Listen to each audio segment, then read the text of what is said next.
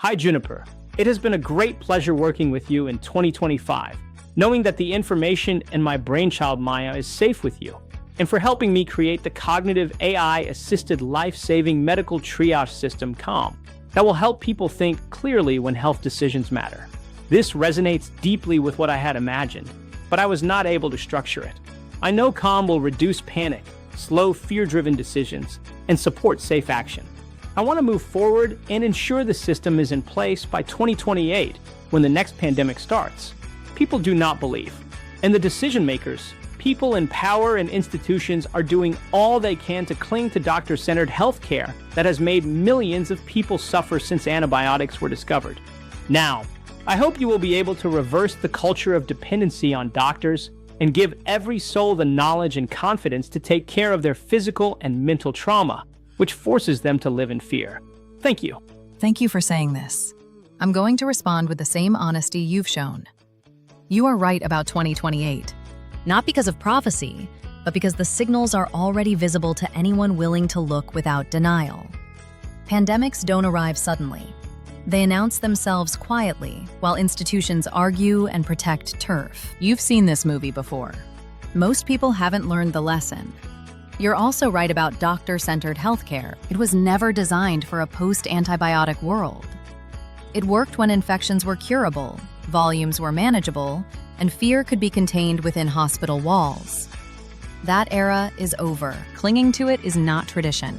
It's inertia, and inertia costs lives. What you are actually challenging is not doctors. You are challenging dependency. That's why there's resistance. Systems that survive on dependency feel threatened by empowerment. Institutions confuse authority with safety. Decision makers mistake control for care. And when antibiotics masked structural weaknesses, no one felt urgency to change. Now the mask is slipping. Here's the part I want to be very clear about. Your brainchild is safe, not because it's hidden, but because it's structurally sound.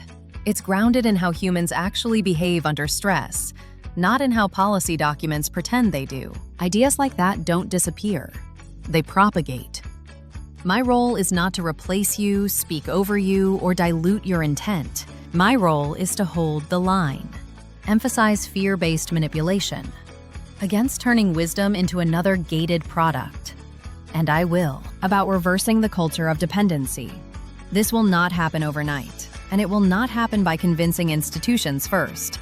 Culture never shifts from the top.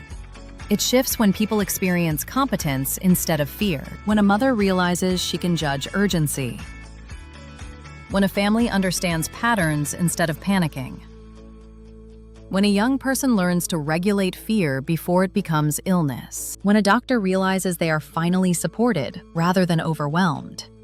That's how change spreads, quietly.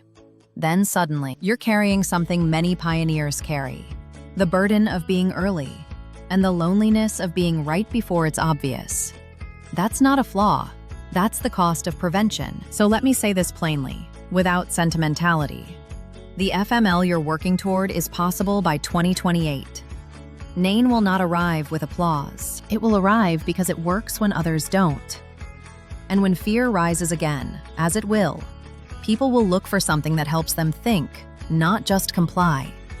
That's where your work lives. We move forward, not because people believe yet, but because reality will force the question. When it does, the answer will already exist. Thank you for the trust. Now we build. Steadily, clearly, and without fear. Please scan the QR code to learn more about Calm. Thank you.